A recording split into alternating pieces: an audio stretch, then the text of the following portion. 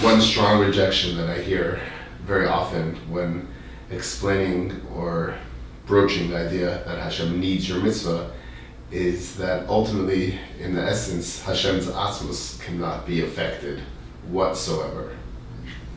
So what's the best way of counteracting that rejection?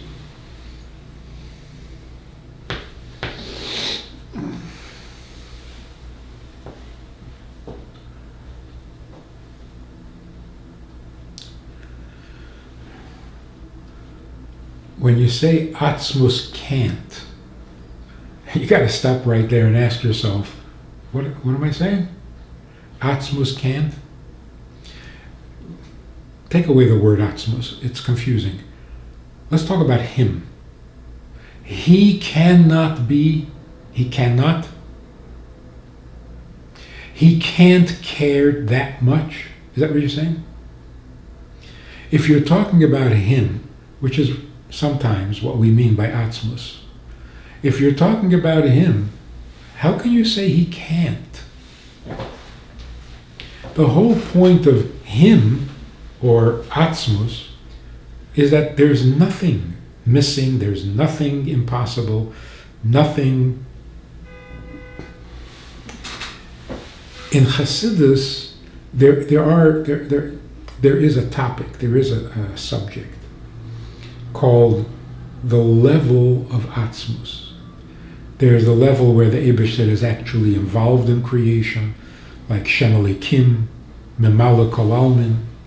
Then there's a higher level, the level of Sevev, where he's not really involved in creation, he's only the source of creation, the plan of creation. That's called Makifim or Makif, Sevev Kol Almin. And then there's an even higher level, which we call Etzem. We're not talking about him. We're talking about a level, a madrega. How is this level described? Atzmus cannot be divided, it cannot be revealed, it cannot be changed. So that's like a third level, a higher level than Sevev. But that's not him. That's a level. And every level has its limits. The fact that it cannot divide, it cannot be revealed, it cannot be changed, that means it's not him. So when we're learning in Chassidus, we have to understand, are we talking about a condition called Atzmus that has definition, that has limits, that has a description, a shape? It can't be revealed, it can't be divided? Or are we talking about him? If we're talking about him, there is no description. You can't even put you can't put any description, not even to say he cannot be diminished or he cannot be. You can't say that. Atzmus is not the absence of all things. Atzmus is the presence of all things. In Atzmus, everything is possible. In Sevev, only certain things are possible. There's only a certain degree of bittul. In Memala, there's even less. In what we call the madrege of Etzem, there's a lot of bittul, but it's still not him. With him, everything is possible.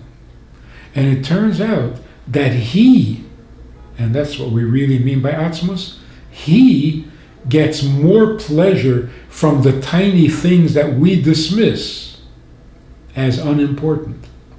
So to say he can't be affected by what we do, he can, he is, and that's why we exist. If he was not affected, none of this would be. Tzemach Tzedek said, the Eibishter had a taiva, and that's our good fortune. He had a taiva. He. So if that's what you mean by Atzmus, he cares about everything. Because everything is his plan. Everything is hidden. So when we say, Les asar poni minei, there is no place that he is not. Is that accurate? There's no place he's not? He's not in division because he's indivisible. He's not in Gilui because he's unrevealable. That's what you call Atzmus. He is everywhere, in the lowest madrega. And what does it mean he's there? It means he cares. He cares. It means something to him. And if it means something to him, it means everything to him. There's no half-hearted activity in the Eibishter. So we can put to rest this problem.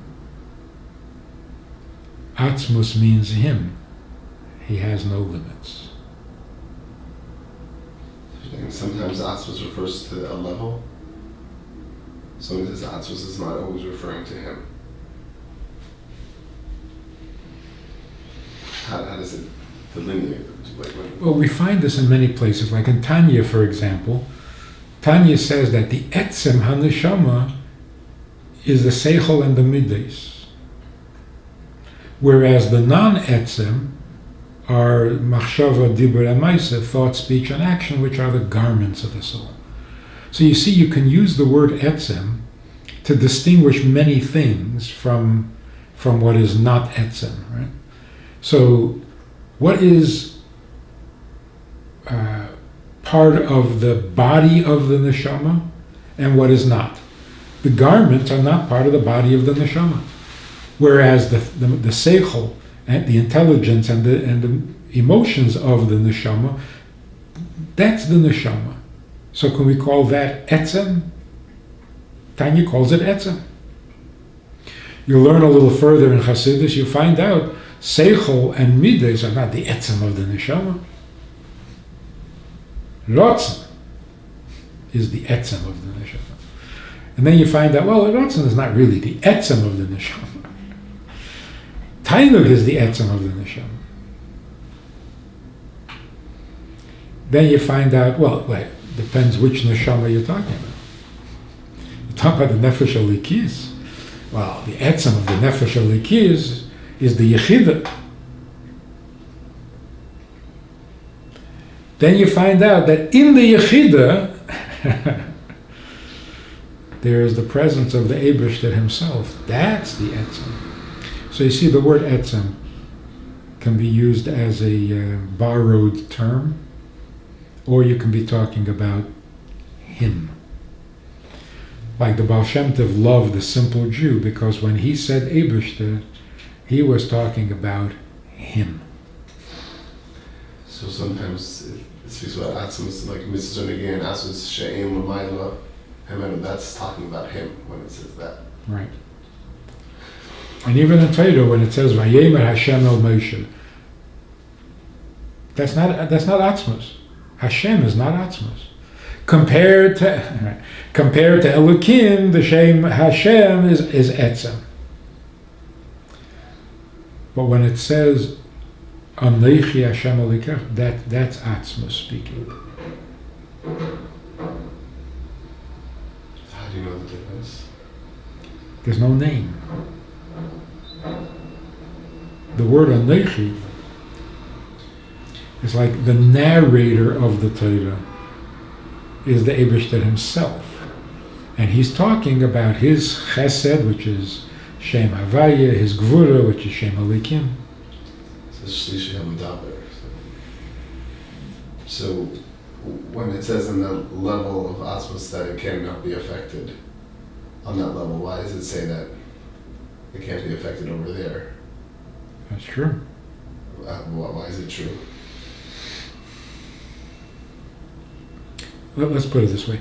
If you say the Eibishter's etzem, meaning his existence, Rambam says, what do we how do we define the Eibishter? Amitas himotzi. He really exists. His existence is composed of many parts. The parts are obviously not as impressive as the essence, the etzem. So the etzem of the Eibishter is, he exists by himself, from himself, for himself, without any help from anybody else. And that can't be affected. You can't make him exist more, you can't make him exist less. So whether you do a mitzvah or you don't do a mitzvah, the Eibishter is going to be here. As the Rambam says, if everything disappears, he'll still be here. Doesn't give you a clue as to what he wants, what his kavanah is, what his taiva is. That's his real etzem. So again, if you're talking about the nature of his existence, there is an essential existence that cannot be changed. Aniya vayoleshanisi. I can't get older, I can't get younger, I can't get bigger, I can't get smaller. So that's true. But can he get happy and angry? Yeah. So where's the taiva? The taiva is him? Meaning? The taiva is his inner etzem, not his existence etzem. So as long as he's him, which is always, he always had that the taiva for dirutach.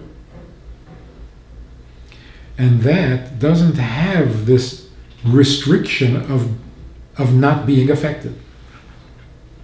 Can't be affected is a restriction.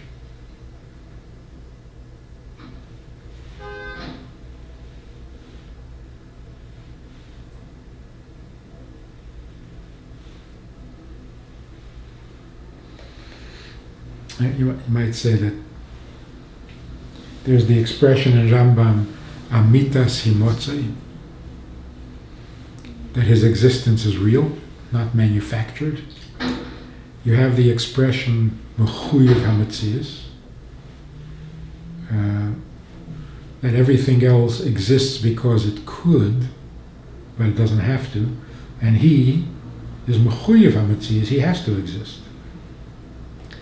And then you have the expression in Chassidus, mitziusei me'atzmusei, which means his existence, which is absolute, which is etzem, comes from his atzmus. So obviously we're talking two kinds of etzem. So mitziusei, which is amitas himotzei, which is mechuyev hametzius, where does it come from? From me'atzmusei, which is his rotzen, his taiva.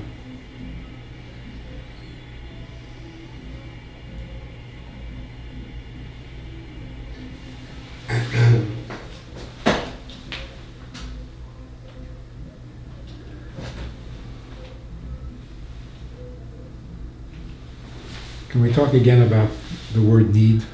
Oh, sure. People get hung up and uncomfortable with the word need. He needs a mitzvah. And they're much more comfortable, much happier with wants. He wants it, doesn't need it. What do we gain by that? What's the improvement? So if you're really deeply involved in the study of Chassidus, the reason want is better than need is because want implies volition. He wants means he's free to want or not want. Need sounds like he has no choice. But everything about the Eibishter is free will. So free will can be free. Want can be free. Need sounds like there's no freedom. Like he's forced. And superficially that's correct. That's correct. You can't assume that anything is forced on him, because what what would that be that forces him? There's nothing besides him. So at first we have to explain that even if you say he wants, you have to be careful. He wants because he wants, not because the thing he wants is important. You got that? If the thing he wants is important, that takes away from his freedom. If it's important, then he has to have it. If it's supposed to be, well, then it's not so free. So you have to say, he wants it for no reason. It's not like it is necessary and therefore he wants it. It is important and that makes him want it.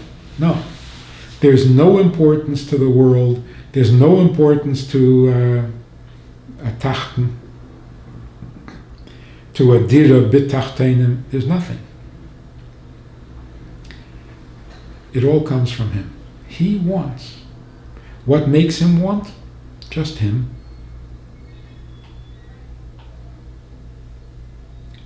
That's already hard to understand. Maybe that's why it's called a taiva rather than a rotzen. Because a taiva sounds a little more mysterious. Usually we use the word taiva in a negative connotation. You don't need you don't need that ice cream, it's just a taiva. In other words, there's no purpose, there's no justification, there's no need, there's no validity to the ice cream.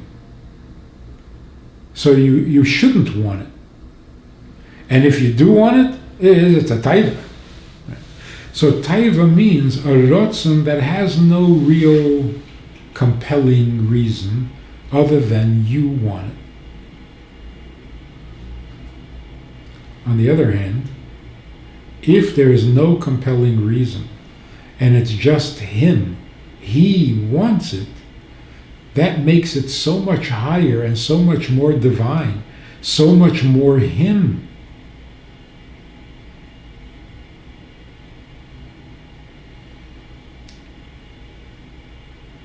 Once you reach that understanding, this want that he has is not negotiable. So it is a need. But how do you have a need that is voluntary? Good question. But you can't deny the Eibishter a need, because he's everything. So if human beings have a need, how can the creator of the human being not have? Of course, we don't mean a crippling need.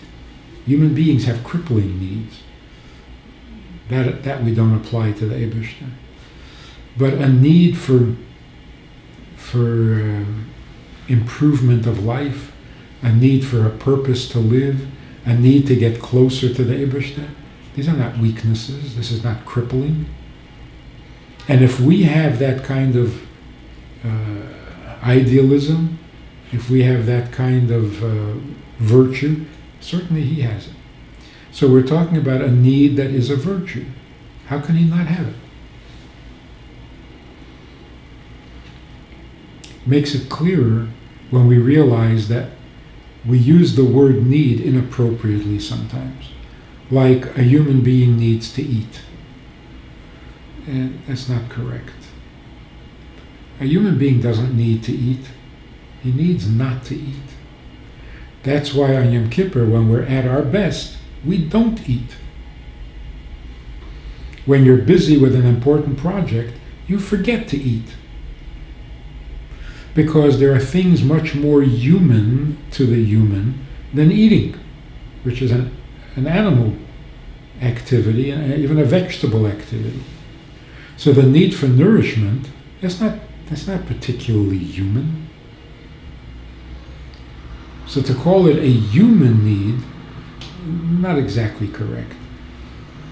A human need is to find a purpose in life, to elevate yourself above the created state that you were given and become a partner in creation. That's a human need. Eating is not. In fact, It's not even a need. It's a handicap.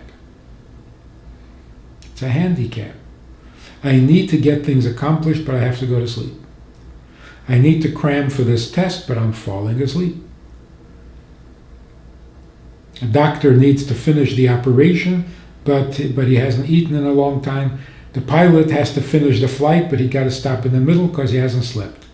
So these are handicaps that interfere with our truly human activities. Certainly when we say God needs a mitzvah, we don't mean he's handicapped by it.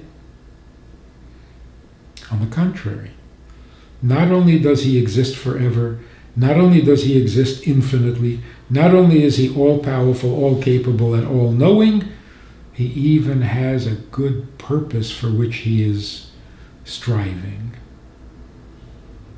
That's a weakness? That makes him less perfect?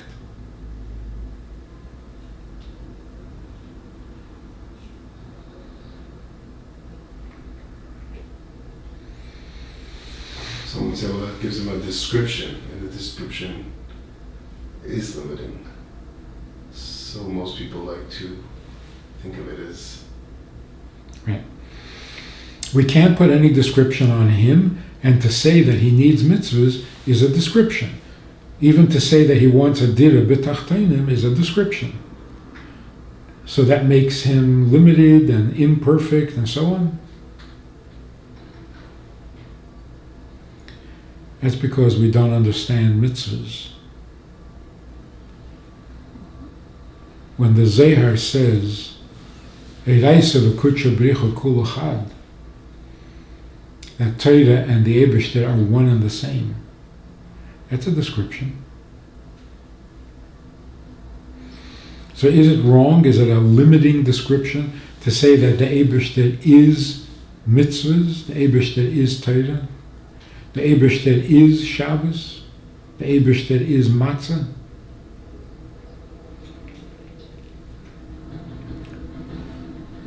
I guess it is a description, but it's not a limiting description because mitzvahs are infinite. So would it be a limiting description to say the Eibishter has no choice but to be the Eibishter? That's true. Is mitzvahs, are mitzvahs something other than him that limits him? It's not other than him, that's him. That's an Eibishter. An Eibishter is a Shabbos-dike creature. Maybe creature is not the right word. An Eibishter is Shabbos-dik. An Eibishter is kosher. An Eibishter is Yom Tov. The mitzvahs are him, he is the mitzvah. So when we say you define him or you describe him as being the Eibishter of Torah, that's not inappropriate. That's correct. If you realize that Torah is as infinite as he. So it's no limit. Is that what Atzmus means? Atzmus. That the Eibishter can be finite is certainly not a limit. On the contrary, if you deny him the ability to be finite, then he's not really infinite. Because infinite doesn't mean very, very big. Infinite means beyond space. So he can be very, very big, he can be very, very small. Space or size does not limit him. So if you say he can only be big, he can't be small, he can only be infinitely large, but he can't be infinitely tiny, then he's not infinite. So even his infinity has been diminished, certainly his essence. So being finite, that's part of being infinite. That's for sure. The question is not how can he be finite. How can he not?